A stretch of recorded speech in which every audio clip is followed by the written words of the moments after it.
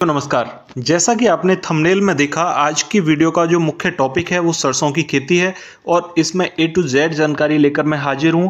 तो आज सबसे पहले जान लेते हैं कि वो 10 पॉइंट कौन कौन से हैं जिसके बारे में इस वीडियो में एक्सप्लेनेशन दिया गया है और उनके बारे में आप जान सकते हैं। सबसे पहला पॉइंट है कि बुवाई का सही समय क्या रहता है और कितने टेम्परेचर पर इसकी बुवाई सही रहती है।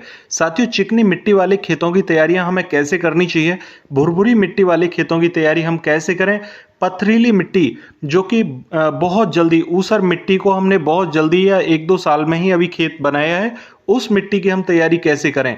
साथियों, बीज की मात्रा कितनी रखनी है, किस ब्रांड का बीज हमें सेलेक्ट करना चाहिए, वह बीज का ट्रीटमेंट हम कैसे करें, बेसल डोज में हमें क्या खाद डालनी चाहिए, पहली सिंचाई का सही समय क्या है, पहली सिंचाई में हम खाद क्या लगाएं, वह सावधानियां क्या बरतें। ठीक है साथियों, अगला पॉइंट है यहाँ पर कि पानी लगाने से पहले या बाद में अगर ये लक्षण दिखाई देते हैं तो ये किन खाद की कमी के लक्षण हो सकते हैं और किस टाइप से इनका निवारण हम कर सकते हैं। साथियों, अगला पॉइंट है कि कुछ खेतों में जहां पेड़ पौधे ज्यादा होते हैं, वहां मिट्टी का पीएच ज्यादा होता है, वहां पौधे एक डाल ही बढ़ते हैं, फुटाव कम करते हैं, तो उनका समाधान क्या हमें करना चाहिए। और अगला पॉइंट है यहां पर 10वां क्वेश्चन कि दूसरा पानी लगाने का समय जो रहता है वो कौन सा समय सही रहता है और दूसरा उसके साथ में हमें क्या क्या खाद लगानी चाहिए। तो साथियों, ये सारे पॉइंट हैं जिनको आज हम कवर करेंगे इस वीडियो के माध्यम से और इसी में सारी फसल का संपूर्ण विश्लेषण आपको देखने को मिलेगा। साथियों, सबसे पहला पॉइंट है कि सरसों की बुवाई का समय क्या रहता है।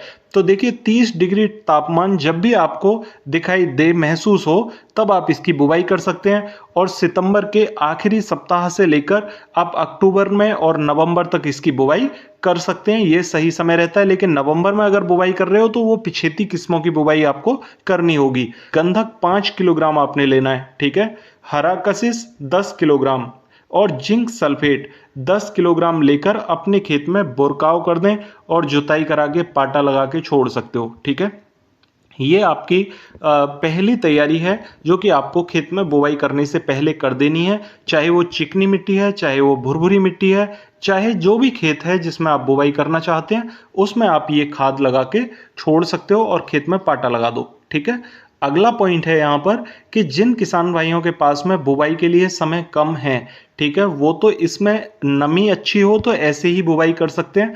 लेकिन जिन किसान भाइयों के पास समय मौजूद उपलब्ध है, तो वो किसान भाई यहाँ पर पलेवा करके ही बुवाई करें अपने खेत की, बिना पलेवा के यहाँ पर बुवाई ना करें। साथियों, तीसरा पॉइंट यहाँ पर बड़ा महत्वपूर्ण है कि भुरभुरी मिट्टी वाले खेत की तैयारी हम कैसे करें।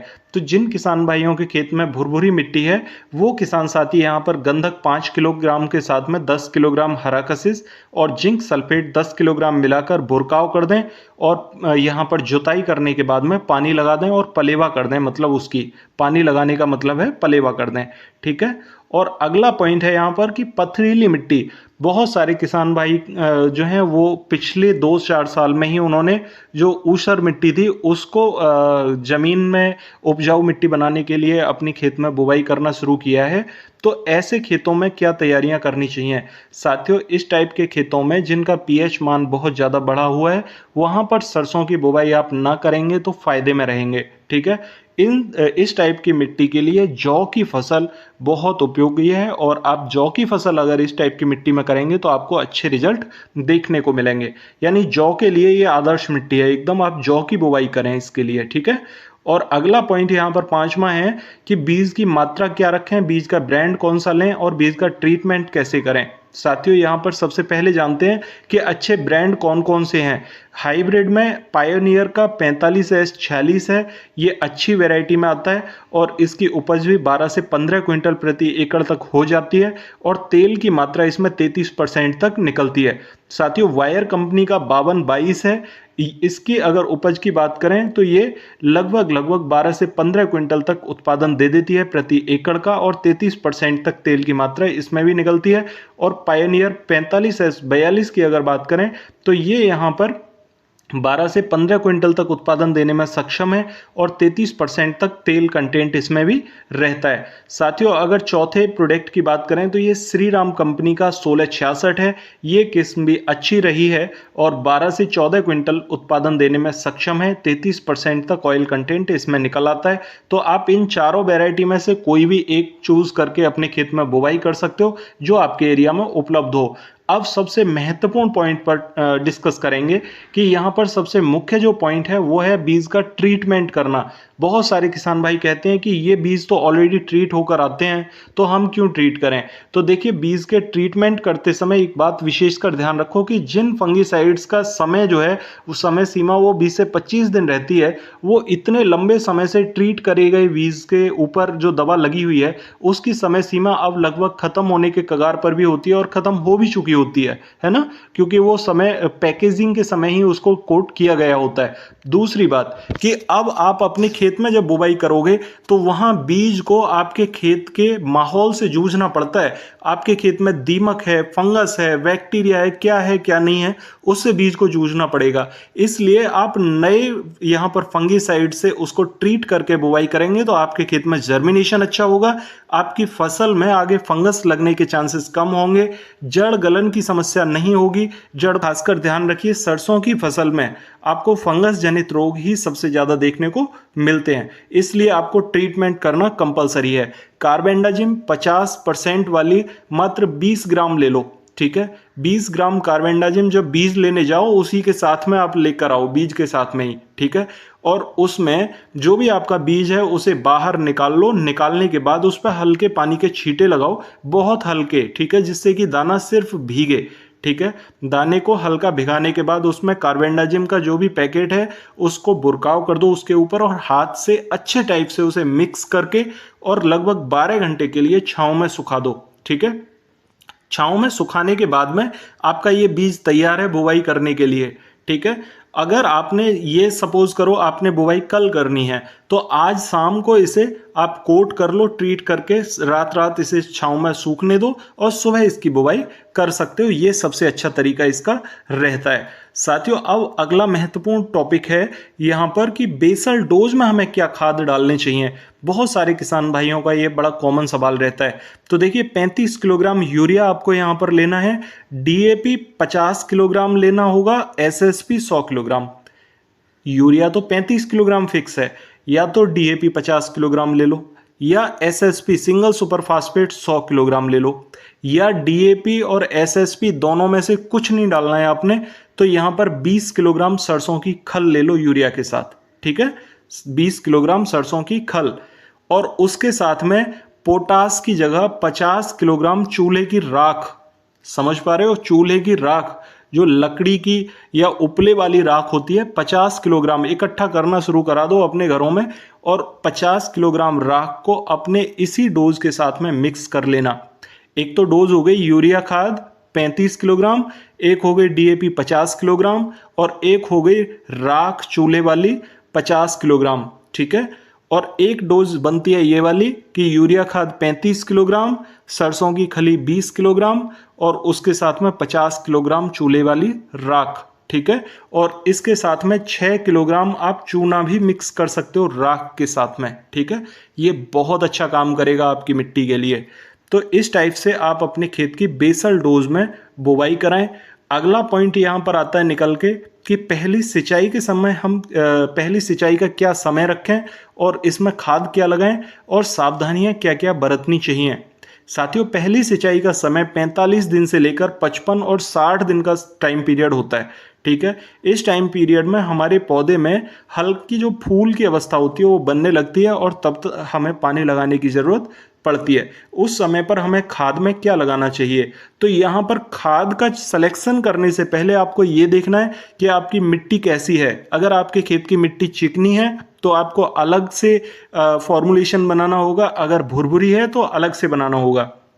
अगर चिकनी मिट्टी है तो आपको 35 किलोग्राम यूरिया के साथ में 500 ग्राम कॉपर ऑक्सीक्लोराइड को मिक्स करना होगा और इसके साथ में सागरिका 10 किलोग्राम आप उसके साथ डाल सकते हो, ठीक है। यूरिया खाद 35 किलोग्राम, सागरिका 10 किलोग्राम, और 500 ग्राम कॉपर ऑक्सीक्लोराइड, ठीक है। ये 3 साल्ट मिला के खेत में बुरकाव कर देना और पानी लगा देना अगर चिकनी मिट्टी आपके खेत में है, ठीक है। अगर खेत में भुरभुरी मिट्टी है तो आप जो 500 ग्राम कॉपर ऑक्सीक्लोराइड ले रहे थे उसकी जगह पर यहां कार्बेंडाजिम 12% और मैनकोजेब 63% 500 ग्राम मिलाकर डाल दोगे तो इससे जड़ों पर फंगस आगे नहीं आएगी और आपको अच्छे रिजल्ट देखने को मिलेंगे। फुटाव भी बहुत अच्छा होगा। इससे एक शिकायत नहीं बनेगी आपके खेत में कि पानी लगाने के बाद में खेत की बढ़वार रुक जाती है, फुटाव कम होता है और बहुत सारे खेतों में फंगस जनित रोग बन जाते हैं, ठीक है। इसलिए आप इसी पहले पानी वाले खाद में ही ये साल्ट डाल के बुरकाव कर दो और पानी लगा दो, ठीक है। ये बहुत अच्छा ट्रीटमेंट करने का तरीका बन जाता है उस समय पर। साथियों, अगर यहां पर बात कर लेते हैं कि अगर आपके खेत में पानी लगने से पहले या पानी लगने के बाद में कुछ लक्षण दिखाई दे रहे हैं, या तो पत्ता नीला दिखाई दे रहा है, नीले से मतलब नीले नीले धब्बे दिखाई दे रहे हैं, ठीक है। और अगर आपके खेत में पीले पत्ते दिखाई दे रहे हैं, पत्तियां पीली पड़ रही हैं, तो क्या कंडीशन हो सकती है? ये आपके खेत में सल्फर और फेरस यानी लौह पोषक तत्वों की कमी के लक्षण हैं। आप इन दोनों में से कोई भी जो साल्ट हैं, ठीक है, अगर पानी लगाने से पहले दिखाई दे रहे हैं तो, या पानी लगाने के बाद में दिखाई दे रहे हैं तब, ठीक है। अगर आपके खेत में पानी लगाने के बाद में ये लक्षण दिखाई दे रहे हैं तो यहाँ पर आपको 2 किलोग्राम सल्फर, ठीक है, और उसके साथ में हरा कशिश 5 से 10 किलोग्राम प्रति एकड़ के हिसाब से लेके अपने खेत में बुरकाव करना होगा, ठीक है। बुरकाव कर देंगे तो आपके खेत में ये लक्षण खत्म हो जाएंगे। साथियों, बहुत सारी जो वैरायटी हैं हाइब्रिड, उनमें 2 पानी और बहुत सी वैरायटियों में 3 पानी तक भी लगाने की नौबत आ जाती है अगर बरसात ना हो, ठीक है। तो दूसरे पानी की कंडीशन कब बनती है? साथियों, अगर आपने पहला पानी लगाया और पहले पानी लगाने के बाद में आपके खेत में लगभग 15-20 दिन के बाद में बरसात नहीं होती है तो फिर आपको दूसरे पानी के लिए जाना होगा। और दूसरा पानी लगाते समय आपको विशेषकर एक बात ध्यान रखनी है कि दूसरे पानी के समय यूरिया खाद 35 किलोग्राम लेना है, सल्फर 3 किलोग्राम, पोटास 2 किलोग्राम और 1 किलोग्राम सुहागा। ये 4 आइटम मिला के आपको बुरकाव करने होंगे और तब दूसरा पानी आप लगाओगे, ठीक है। और दूसरा पानी लगाने के बाद में फिर आपकी फसल में कुछ भी लगाने की ज़रूरत नहीं होगी।